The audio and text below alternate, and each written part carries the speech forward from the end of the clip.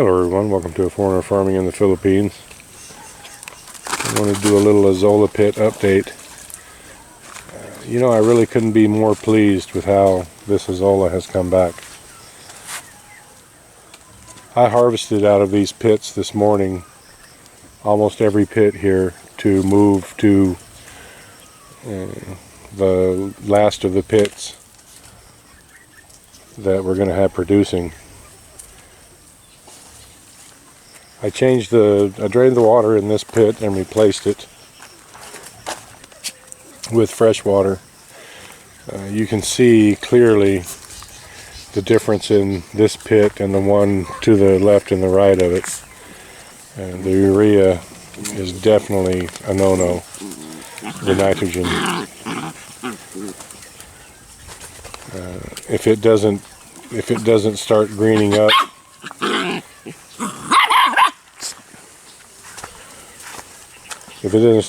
up, fairly quickly, I'm going to drain it again and flush it out again.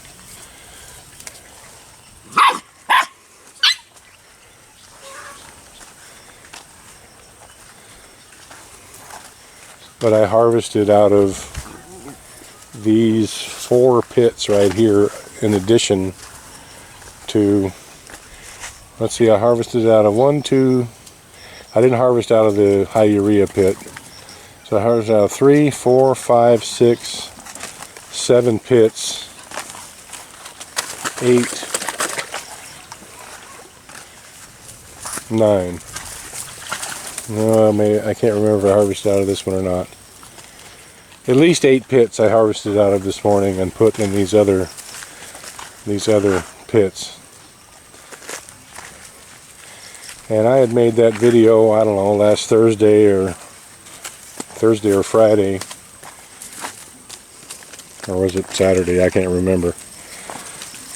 Anyway, I was predicting that by this next Saturday we would have Azolla in all the pits and we'd be able to begin harvest. I missed that calculation by it's looking like 3 or 4 days. I even put some Azolla in this pit this morning. You can see the difference in the color. The really light color is what was in this pit, and the darker is what I moved into it. This pit usually gets all the freshest water from the well, and it doesn't have enough nutrients in it.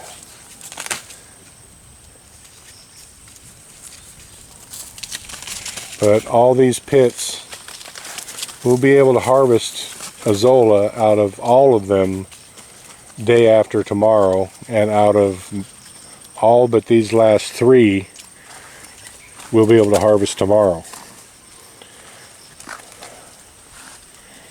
Yeah, these last 3 here we won't be able to harvest from, but all the rest of those there we will be able to. I haven't counted how many that is. I can count how many are remaining. There's 21 pits. So 1, 2, 3, 4, 5, 6, 7, 8 we will not be harvesting from. So 13 we will be. 13 tomorrow, and these last 3 the day after that. So we'll have 16 pits back in production, I think, which equals as many as we ever had going. I put a small, I think I had half a bucket left, and I put it in here. And I put just a smidgen in this one as well. And I put a couple scoops in this one yesterday or the day before, and they've eaten almost all of it. So I'm going to try putting a full bucket or 2. I'm going to fill this pit up tomorrow with Azolla, just to see if there's too much of a load of fish in here for it to survive with how many fish are in it. And that'll probably take about 3 buckets. So I'm going to fill it up with Azolla tomorrow and see if it'll sustain. I'll do the same with this one. So 6 buckets are going to go in these first 2 pits. And the beginning of next week we're going to start redoing these pits. Today is, I can't remember what day it is, Tuesday or Wednesday, I can't remember. Tuesday. Today's Tuesday. And so we're going to finish the chicken pen this week. We still have to finish the roof, cement the chain link in, put the doors in, partition it. That'll take at least the rest of this week. But at the beginning of next week, we're going to have the big crew back, and we're going to start redoing these pits. And if there's any remaining Azolla in these, because we're going to take, Tata and I have decided we're going to take the fish out of these first two pits and move them down into the very last pit. The what's going to be the holding pit, the holding water that's going to be circulated back through, and all the corn's going to be watered with. And so we'll get a good idea of actually how many fish are in here. And I'll get a good idea to whether or not if one of these pits was full of Azolla, would it sustain a certain amount of fish in it. Just because Tata and I have even thought, we've talked about it, raising fish in these pits. You know, if we scale back the piggery as planned, we'll have extra Azolla for a while, because it's going to be a few months now until we're going to need the Azolla again at the fish pen, because I've abandoned the experiment there because we didn't have Azolla. I mean, I'm not going to give that one little pen Azolla for 3 days and then no Azolla for 6 weeks and then feed them Azolla again. It wouldn't get an accurate baseline of the effect of the Azolla one way or another. So I'm going to try to figure out the production level that we could achieve in these pits with tilapia. Maybe putting tilapia in every other pit, or what number of tilapia would a pit of Azolla be able to sustain without having to add commercial feed. That's going to be an experiment as well. And I'm also going to, somehow I've got to, maybe I'll rent a piece of someone's pond or something. I want to get some of these fingerlings acclimated to salt water and take some tilapia out to make another enclosure at the fish pen and put some tilapia in there as well. Wow, you guys get along, huh? So anyway, I am so pleased that this Azolla came back, that it was a water quality issue, a fertilizer issue, and not a disease. It was really disheartening because we went through much the same thing with our big fingerling loss in the fish pen, because no one had any answers. And you know, people have sent me links many times about the Azolla Foundation, and the Azolla Foundation has quite a bit of general information about what you should do, but they don't have anything about what you should do if your Azolla looks like this, or what you should do if your Azolla is dying, or what you should do if your Azolla is not producing like what you think it should be. There's no pictures, let's put it that way. And so when all these were dying off, it was disheartening because there were no answers. I had an inkling, I had a feeling that it was the water quality, too much nitrogen in it, but I wasn't sure. And it's taken me, what, 3 weeks now to totally finally figure it out. And it's, you know, we needed this Azolla, we do need it. The chickens, we're up to a sack of feed every other day with the chickens now, and that's going to double, so it's going to be a sack of feed with the chickens. quickly.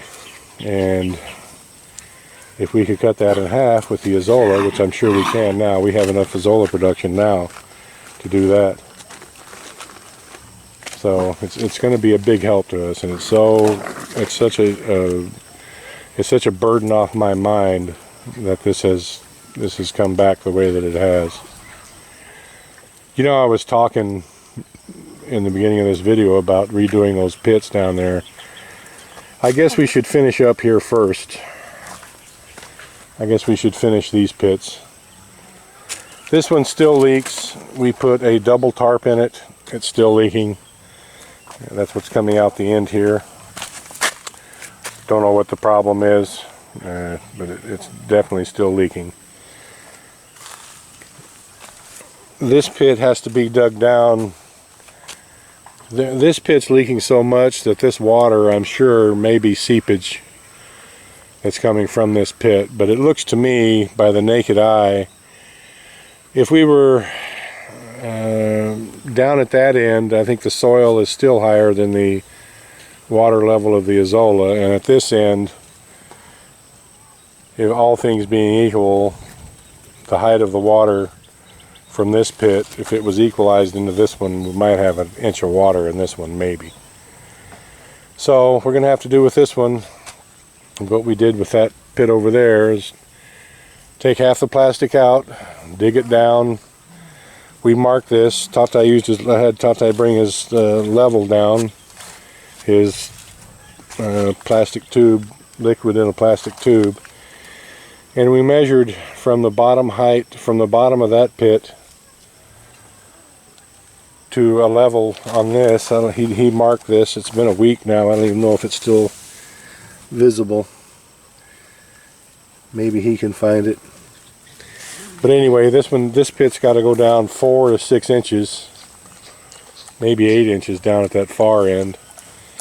And then this pit, accordingly, all the Azolla will have to be removed out of this one, and it'll have to be dug down.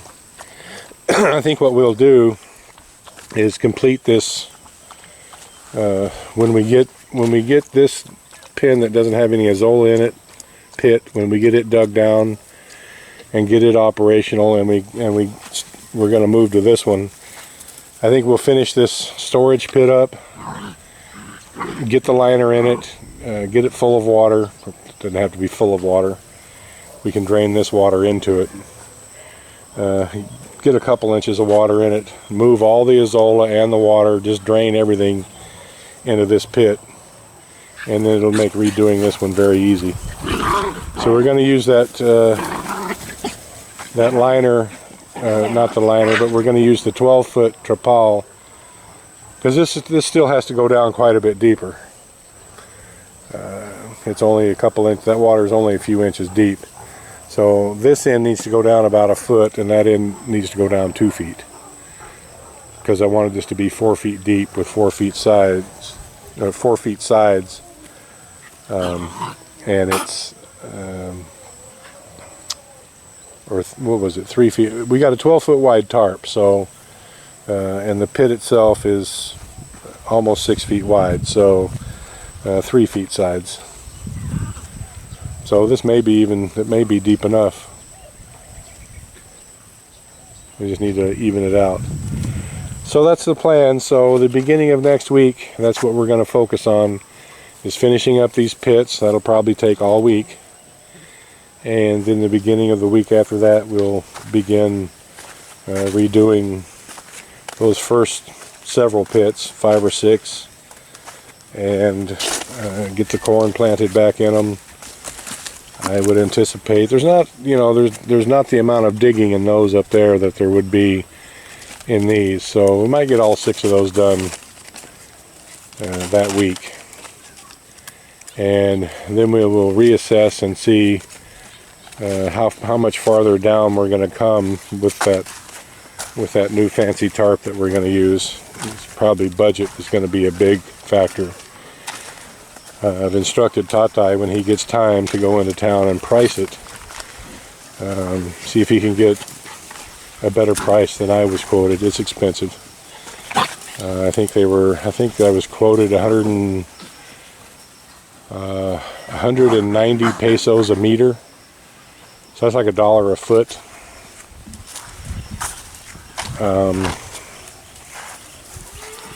It's more than $1 a foot.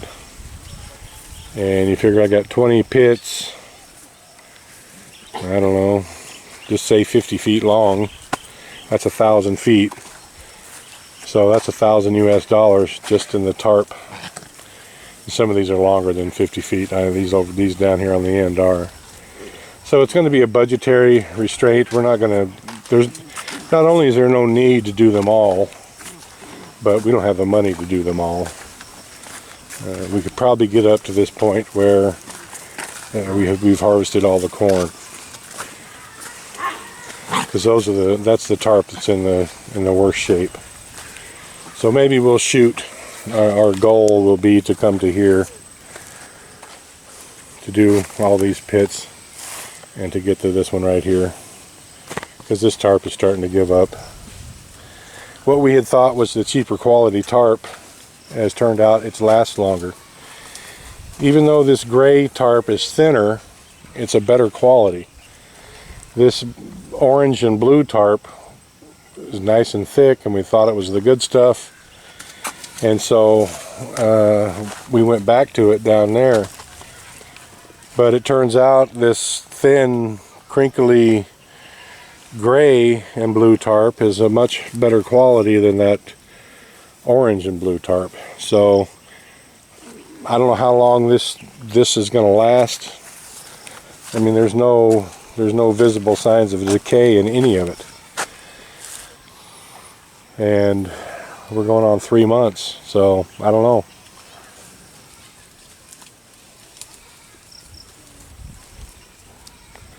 We'll see. Thank you, everyone. Please like, comment, share, and subscribe.